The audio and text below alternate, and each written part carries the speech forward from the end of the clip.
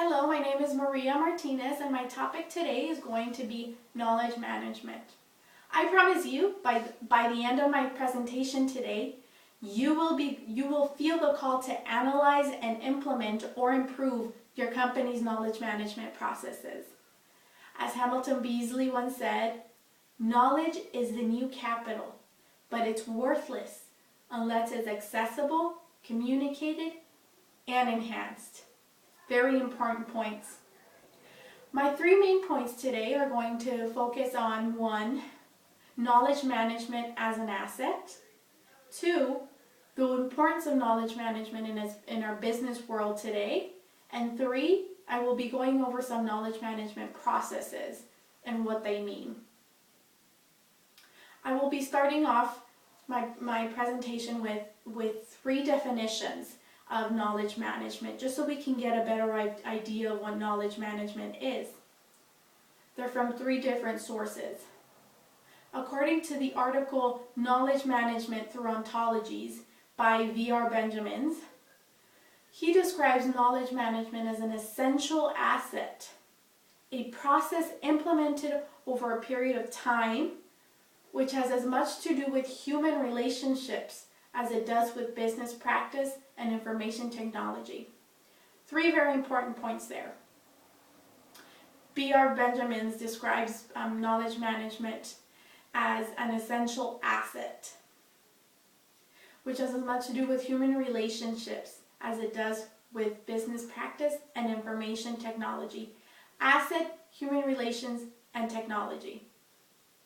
My second definition is by the article What is Knowledge Management by Rebecca O. Barkley and Philip C. Murray from Knowledge Proxies. They define knowledge management as a business activity that often encompasses identifying and mapping intellectual assets within an organization, generating new knowledge for a competitive advantage within the organization, making vast amounts of corporate information accessible, sharing of best practices and technology that enables all of the above. Again, describing it as an asset. It makes a difference in an organization, and it makes the information accessible. This definition also mentions technology making possible all of the above. Last but not least definition is according to Knowledge Management PowerPoint presented by Amy Wilson in 2005. Amy describes knowledge management as the explicit and systematic measurement of vital knowledge and its associated processes of creation, organization, diffusion, use, and exploitation. Again, very important points. Associated process of creation, organization, diffusion, use, and exploitation. In other words, if knowledge management is not done correctly by these different steps, it is pretty much worthless. Going into my very first point, knowledge management as an asset. All of the above mentioned definitions from my 3 different sources have either named knowledge management as an asset or have described it as an asset. There are different types of assets that businesses possess nowadays. An asset is something of value for a business. Having an accounting background myself, I would categorize knowledge management as an intangible asset, being that it is a process only significant to the company who incorporated it and designed it according to that specific company's needs.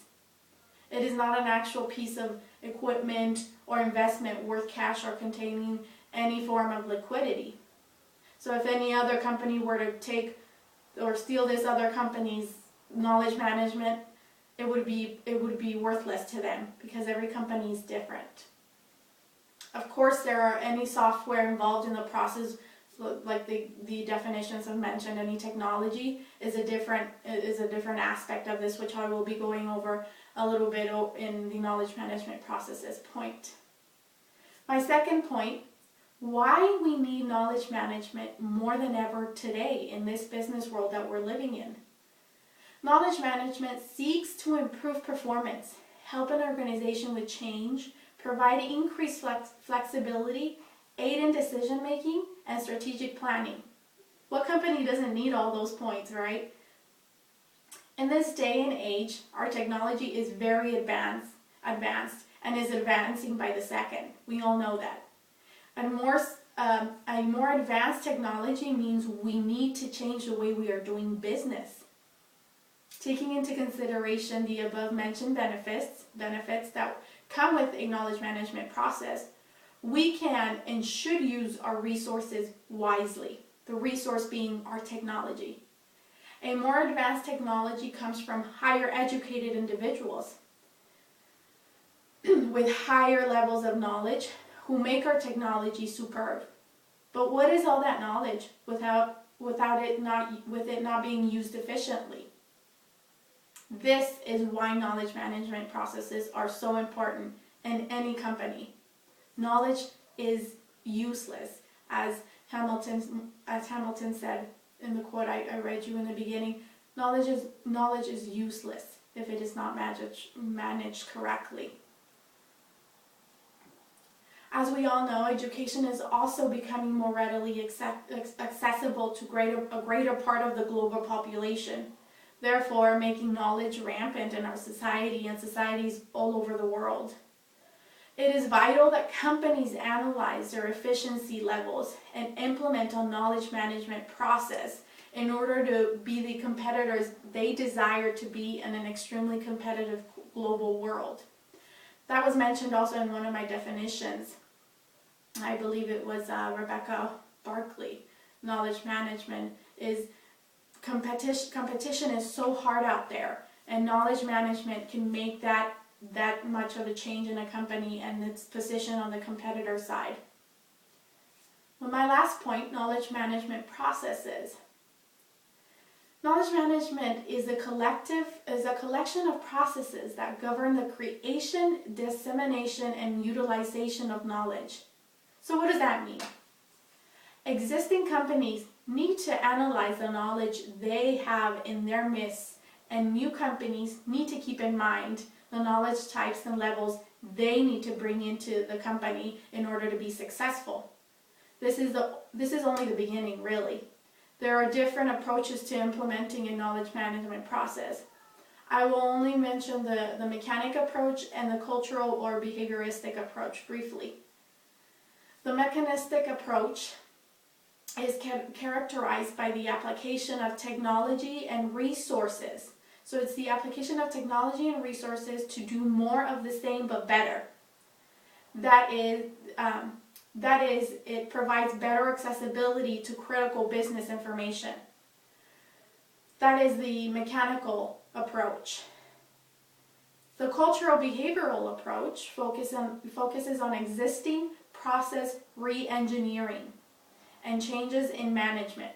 This approach tends to view knowledge management as the solution to a management problem. So it's assuming that there's a management problem and it's trying to correct that. That's why it's called re-engineering. Although both of these approaches are fantastic and they both work greatly, they work best when there is some kind of combination of the two involved in the implementation of the process. Obviously, if you have the technology to put a knowledge management process together, but you don't have the organization and you don't have the knowledge in the company already, your technology is going to be useless. And if you have all the knowledge and you have you have identified the management problem, but you don't have a technology to put the process into effect, that's going to be a little bit hard to do as well. Those were my 3 points. In conclusion, knowledge in itself is not going to make a business greater than its competitors, but the implementation of a process to manage all of the knowledge becomes an asset that will transform companies at every level of business, especially in this global business world we're living in. Knowledge management is an essential part of business today and tomorrow in the U.S. and all around the world. I thank you very much for your time. I hope you liked my presentation, and that is all for today. Thank you very much.